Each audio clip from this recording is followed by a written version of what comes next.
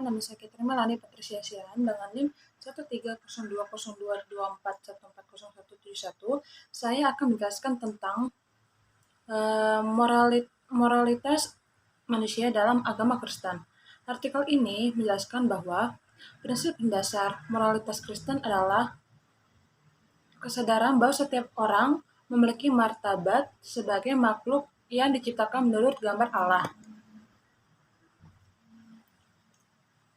Sedangkan moralitas adalah sifat moral atau keseluruhan asas dan nilai yang berkenan dengan baik buruk.